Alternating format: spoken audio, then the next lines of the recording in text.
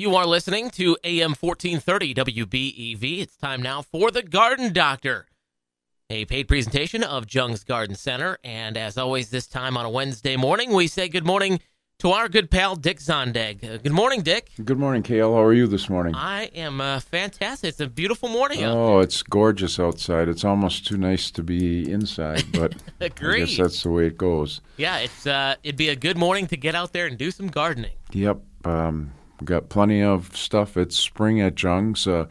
They brought out the annuals and the perennials, and the container nursery is open now, and the bare root room is still open. There's still lots of time to get that bare root material in. We've got the vegetables ready to go. We've got grafted tomatoes and peppers and eggplants again this year, and so those I've been using those in my own garden, and they just keep producing and producing. And when most tomatoes start going downhill in August, those things just keep going and going and going until they get frozen. And so the grafted tomatoes are really you wonder why you would pay that much money for a grafted tomato, but boy, they just really produce a lot. You've got to make sure the graft is above ground and that the vine doesn't touch the ground, because it would root and negate all the good things about that rootstock. But if you like growing the heirlooms like brandywine or pineapple or any of those that have trouble with the verticillium and the fusarium in your garden, the rootstock is immune to those diseases, and it's also very vigorous. So it really produces a lot of tomatoes. So, with brandywine, if you're growing a seedling, you usually get maybe 10 to 15 fruits. With a grafted tomato, you get upwards of 50. That's Okay. how Wow. much more vigorous, and Sure. they start earlier and they bloom later. So we've got those in the greenhouse, and I see there were cartloads of annuals being moved from the greenhouse. And, of course, Mother's Day is next weekend, and so we've got just gorgeous hanging baskets. So they started moving those into the sale greenhouse. And so if you're going to get your mother a premium hanging basket, Jung's has them. They're beautiful. So come and get them before they get all picked over. So It's really a perfect time of the year to get moving on all that kind of stuff. Right, and if you want to give your Mother's Day mother a gift certificate so she can pick out her own, that's another good way of getting your mother something that she can enjoy, that she picks out. Of course, we've got roses, lots of different bare root roses in the garden center, and the potted roses look like the buds were just about ready to pop, so those will be coming out this week. And so you've got a lot of different things to pick from for your mother. A minute ago, you mentioned eggplant, and when you said that, it came to my head the other day. I heard a really interesting fact. Has nothing to do with gardening, but it has to do with eggplant.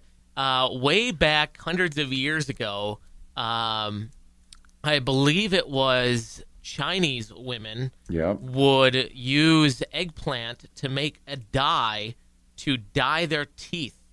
Really? Yes. Purple, huh? No, gray of Gray. all things. Oh. Yes, but there was something in the eggplant that they would use to help make that gray dye and dye their teeth. Yeah, plants, up until recently, when they make dyes out of chemicals now, out of oil and stuff like that, and lots of times the dyes that they used for dyeing clothing were derivatives of plants, and that's why the color purple and the color red were very expensive, because there were very few things that they could get that red dye out of. And so, there's lots of interesting things that you can learn about plants and things like that. So, as always, we do welcome your phone calls here on the program. Dick Zondag is happy to help with any of your garden-related questions. You can give us a call right up until, about 2 minutes to 11 here, when we'll have Brewers baseball on the air. The phone number for the program is 920-885-4442. And Dick, you were talking about roses, and I have roses on my agenda to talk about today. I've got some roses from Jung's last year, right? And they looked absolutely beautiful, right? They were that nice kind of orangish color, okay. And I cannot wait for them to come back. But for people who haven't had roses before and they're thinking about adding some rose bushes to their garden, what are the basics they need to know? What kind of conditions are you looking for? When do you want to plant? All that good stuff. Yeah, well, the bare root roses should be planted right now so that they can root down before the plant starts to grow vigorously. With the potted roses, they've been growing since the end of February, so they're just a matter of taking the rose out of the pot and putting it in the ground, and they just start right from there. But people that are uncovering their roses now, they've got what you've got to do is trim back the plants to where the green meets the brown, because brown usually means that the rose to that point is dead, and so you want to take that dead wood out of there, and then you want to fertilize them, because roses are heavy feeders. They like to be fed, and so the more you feed them, the better they're going to do. So you get your rose food out and you feed them right away, and you feed them every 2 to 3 weeks until about the first part of August, and that's when you stop doing it. If you're growing the hardy roses, most of those made it through the winter really well, and so what you do is you just get in there and you trim back the very fine twigs so that you have good strong buds for them to come from, and if you did get some dieback, you want to take that out too. But the knockout roses are just beautiful all summer long. I also saw my first little yellow flower in somebody's lawn this morning. Oh, really? Yeah. It's time for them to start coming out, and so it's time to get your Weed Beater Ultra and the weeds in your lawn need to be taken care of. Now is the time to start, because they are starting to grow, and that's when you can control them much easier. Although Weed Beater Ultra will control broadleaf weeds when it's cool outside, they are starting to move, so it does an even better job when the plants are growing. And I put that Weed Beater Ultra on the front area of my house underneath some bushes, some pine bushes there last winter, last fall, right when it started to get cold.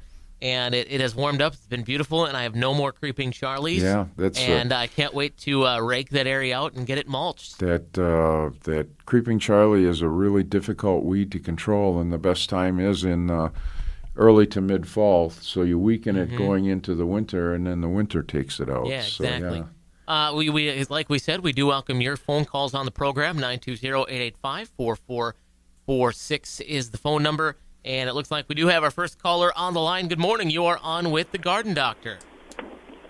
Yeah. I sprayed an area with Roundup to start a new garden. Okay. How soon can you, I sprayed it Monday. How soon can you work it up? What weeds were you controlling? Oh, it's just natural old plaster. Was it? Pasture.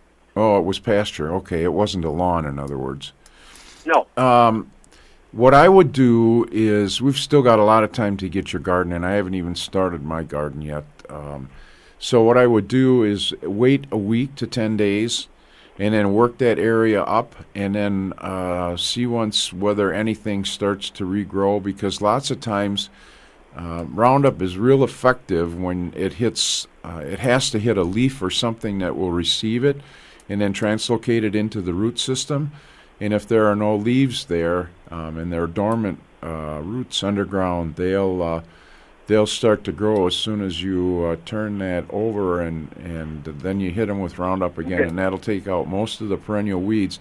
And actually with Roundup, you can start working the soil anywhere from 10 days to 2 weeks after you treat with Roundup. Anything that hits the soil is instantly deactivated. But the way that Roundup works is it goes in through the leaves, and then it's translocated into the root system, and it kills the root system. So you have to wait for it to do its duty, and then you can start working the soil. Okay, thank you. Yep, thanks for calling. Thanks for the phone call this morning. 920-885-4446 is the phone number. If you've got a garden-related question for the Garden Doctor here this morning, We had somebody call in, and Brenda dropped off this note for me, wondering if you could repeat and spell the name of the tomato plant we were talking about at the beginning of the program that produces lots of tomatoes. Oh, it's just grafted. Graph. No, grafted. Grafted. It means that what they do is you take a seedling of a tomato that you would never grow in your garden because it doesn't have very nice tomatoes, but it is resistant to the diseases. And then they cut it off right below the cotyledon and graft the variety that you want on top of it. So it's grafted, grafted, and we have them in the garden center. So 920-885-4446, the phone number to get in if you've got a question for the Garden Doctor. Looks like we've got another call coming in. Good morning. You are on with Dick Zondag, the Garden Doctor. Hi. What do you do with the yucca plant? Got a lot of burnt leaves in the center. Halfway up in the winter. Yeah, those leaves are not going to come back. So you just take a pruning shears because yucca has a very fibrous leaf to it and really hard to cut. And if that rosette flowered last year, it's probably dead. So you can actually take a shovel and just dig it out. And then what you'll find is that there are offsets that have come off that plant that will be the next set that will flower. So yucca, you only get one flower per plant, but then the side shoots come out of that mother plant, and those grow for a couple years, and then they flower. So if it flowered last year, you can actually just take a shovel and dig down and take it out, or just take a sharp pruning shears and cut it off, and that should remove those dead leaves. Just in the center or the whole thing? The whole thing. Okay. Yep. Thank you. Yep. Thanks for the call this morning. 920-885-4446, the phone number to get in on the Garden Doctor program. We'll go back to the phones and say good morning. You are on with the Garden Doctor. Well, good morning. I was wondering if you got the answer to the question last week about the fruit tree spray, okay, Bonide, and on the label now it says just 2 applications. Yeah. And what are we to believe? No, that's what you have to follow, because if the label says 2 applications is all you can use, that's all you can use. What's happening is the regulators are starting to, well, it's like the government. The government loves to control everything we do in our lives, and you can't be in business, you can't make any money, you can't spray your apple trees more than twice. I'm not going to tell you that it probably isn't going to hurt them to spray more than twice, but when a label says you can only spray them twice, that's all you can do. So, when would you suggest? That would be my next question. If I did cut down from the usual 8 or to 10. Well, the most important sprays are when the leaves first come out.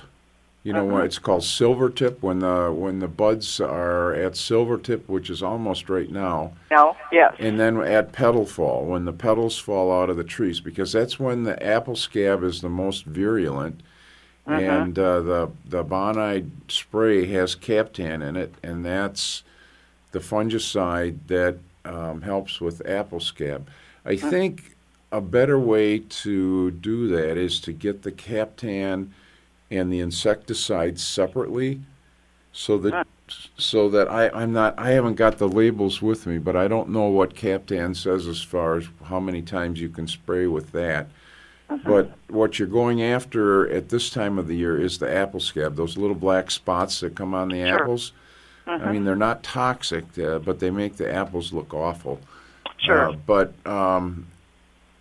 for me, the way that I take care of my apple trees is I use a dormant spray, which is an emulsifiable oil before the leaves or anything starts to grow. Yes. And that's kind of your house. Yeah, that's kind of your house cleaning. And what you do then is you make sure that all the apples that grew on the tree last year and all the leaves that are around the base of the tree, especially if you had a lot of apple scab on them, that you rake those up and bury them, because that's where the initial infection of the apple scab comes from. And then if you're going to spray twice, I would spray at silver tip, it's called, when the leaves are first coming out, and then when the petals fall. And if we wanted to sneak in a third or fourth, what about August, when maybe to keep the maggots out? Well, no. I can't tell you not to follow the label directions, but I can understood. tell you that last year it was probably legal to do it. This year it isn't, because the label tells you that. Well, they actually started it last year. Okay.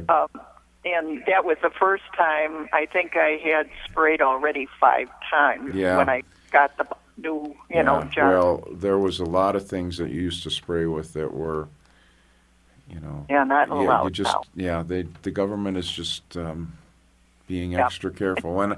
And on the other hand, too, you don't want to put something on the trees that is going to affect your health, too. So, sure.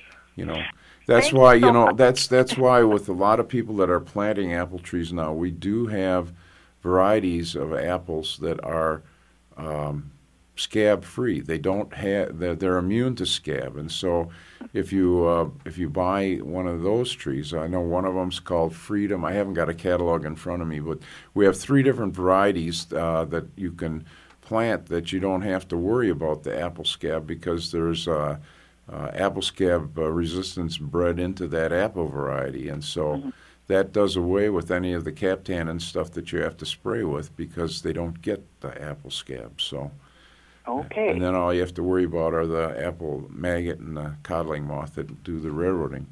And actually with those, if you make applesauce out of them, it'll just add a little extra protein to your diet. Of course. All right. Well, thank you so much. Yeah. Thank you for calling. Thanks for the call this morning. 920-885-4446. And this is exactly why I won't plant apple trees in my backyard. Yeah, they are high maintenance, just like roses. I usually call roses blonde because they do require a lot of pampering and fertilization and covering in the wintertime. But I tell you, if you got roses in your yard, you've got always beautiful flowers there. I love roses. I've had roses by the side of my house since I was a kid when my dad planted them. And so I love roses. I just, I would feel I'm missing something if I didn't have roses in my yard. Yeah, I think we feel the same way now that we planted roses last year. We're always going to have some roses out there. And if you just want color, I mean, the hardy roses are really easy. They're not for cutting. I mean, you'll get a lot of color, but you won't be able to use them for cutting. You want to use them for cutting, then the hybrid teas and the grandifloras are the ones you want to use. 920-885-4446 is the phone number if you've got a question for the Garden Doctor this morning. Still got about 10 minutes left of the program. Plenty of time to take your calls. We'll head back to the phones and say good morning. You are on with the Garden Doctor. Hi, good morning. I just heard you talking about the roses being blonde. Well, this calls from a blonde. I'm sorry. I'm really sorry. I should be more politically correct. That's all right. I'm calling about my tulips. Okay. All of them, all colors, they were large blossoms and beautiful. I have not divided them. I don't know whether I should dig them out in the fall, spring, whenever. Okay. What should I be doing? They're getting smaller and smaller. Right, and that means that they need to be divided.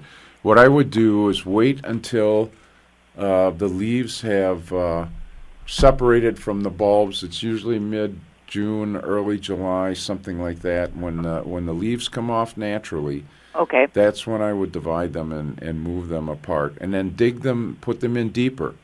Because the cooler the soil is, the bigger the bulb will grow, the bigger the flower will be. So they can go right back in the ground then? Yes. The reason that tulips that we sell have no roots on them and they're sold in the fall is that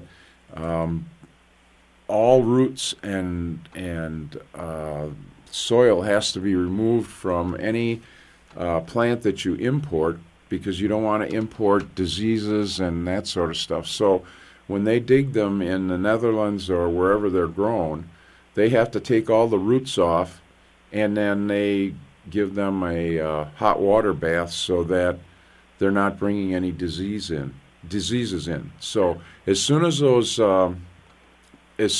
tops die back, so that they actually form what's called an abscission zone right above the bulb. And so if you pull on them and you're pulling the bulb up, just leave them a little longer. When they turn brown, they'll come right off. You'll just tug a little bit and they'll separate easily.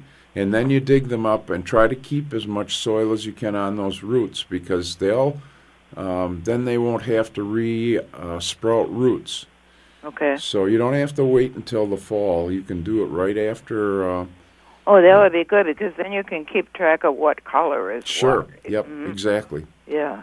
Oh, okay. Thanks a lot for the help. Thanks for calling. Bye. 920-885-4446, the phone number if you want to get in on the Garden Doctor program and have a question for Dick Zondag from Jung's Garden Center. And we will head back to the phones and say good morning. You are on with the Garden Doctor. Good morning. Good morning.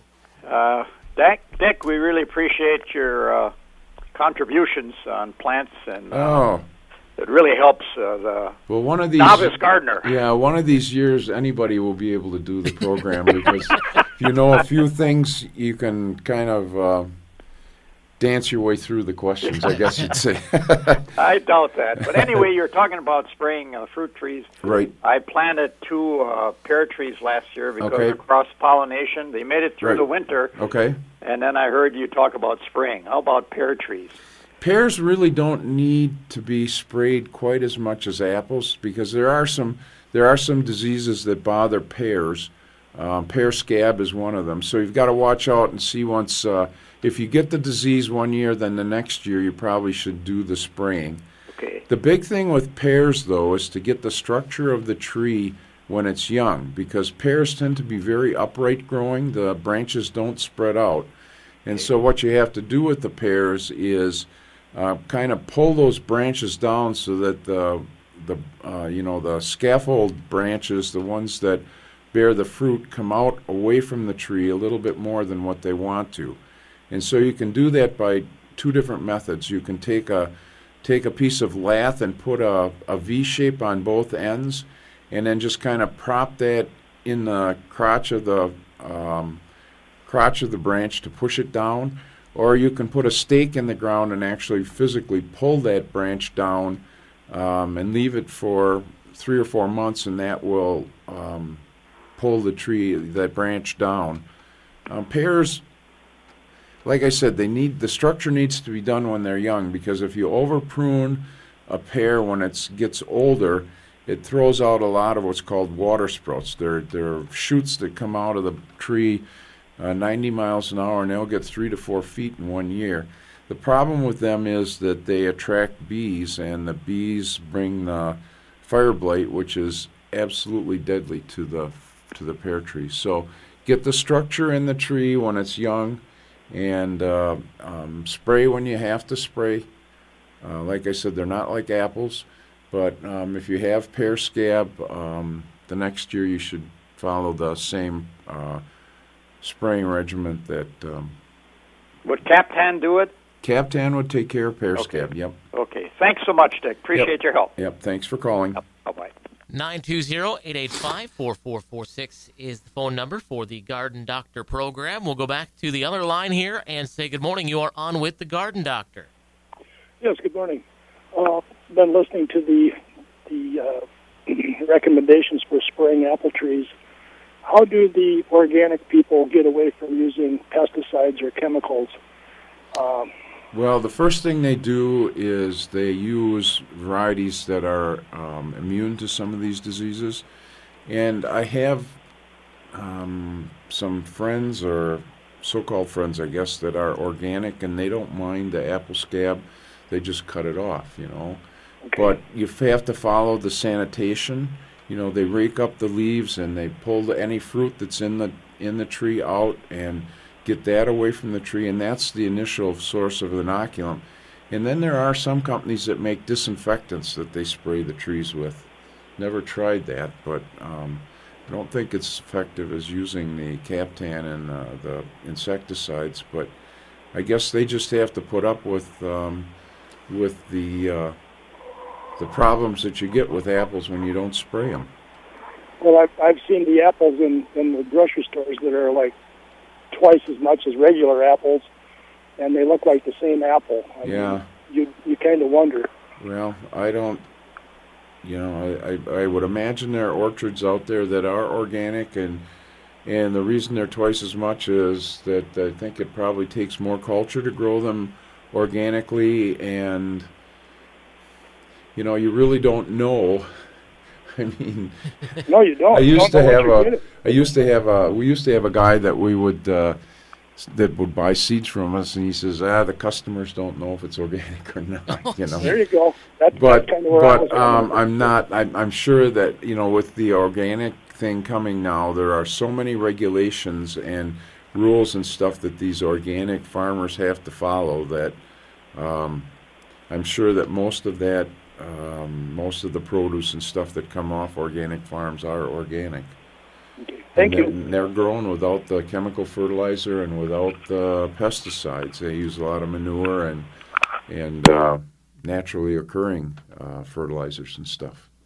Thanks for the phone call. And we're just about out of time here for the Garden Doctor program this morning. I wanted to ask, too, when we were talking about rose bushes, if you want to move those rose bushes around after they're planted, is there a better time to do that? Early spring, late fall? Yeah, you're getting right near the time when you have to stop. So if you're going to be moving any kind of shrub, you really want to do it when it's dormant. And then you do like we do. You cut them back a little bit to reduce the top so that there's not as much of a demand for the water that the roots have to take up. So. Lots of stuff going on at Jung's Garden Center right now. We're at full bore right now. We've got the annuals, perennials, the hanging baskets for Mother's Day or gift certificates for Mother's Day. We've got the bud and bloom roses that we'll be bringing out next week, and we've got a lot of the prepackaged roses that we'll be selling. Be good to your mother. Come to Jung's and buy something, right? And of course, now would be a good time to start building up those Jung's Garden dollars. Yeah, we give you Jung dollars, and that promotion has proved to be very popular. You get one Jung dollar with every $10 that you spend, and we have 3 or 4 weekends a year where you can add a green dollar to a Jung dollar and get $2 worth of merchandise. So if you've got enough Jung dollars, it's a 50% off sale. So. A lot of people make use of those Jung dollars, and it's a win-win situation for both our side and their side because it's sort of a loyalty program and keeps people coming back. And for us, we clean up inventory and stuff like that too. So, so we're really ready for the planting season. It's not too late to put in the bare root trees. We still have a lot of fruit trees. The raspberries, strawberries, asparagus, rhubarb, all those sorts of things can still be planted. Potatoes can be planted yet. I haven't planted mine yet, so I sure hope it's not too. No, I know it's not too late.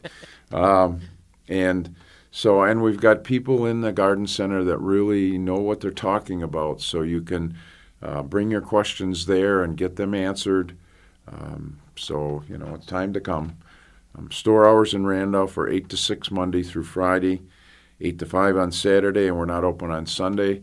The stores in Madison and Sun Prairie, 9 to 7 Monday through Friday, 8 to 5 on Saturday, and 10 to 3 on Sunday. So we've got good people in our stores that are very knowledgeable and lots of stuff to sell. And if you have a question about anything, if you want a recommendation on something, just ask them, and they'll point you in the right direction. All right, Dick. Hey, a real pleasure talking to you, Great. And we'll see you next week. Thank you. That is Dick Zondag from Jung's Garden Center. The Garden Doctor will be back on the air again on Wednesday morning at 10:30 a.m.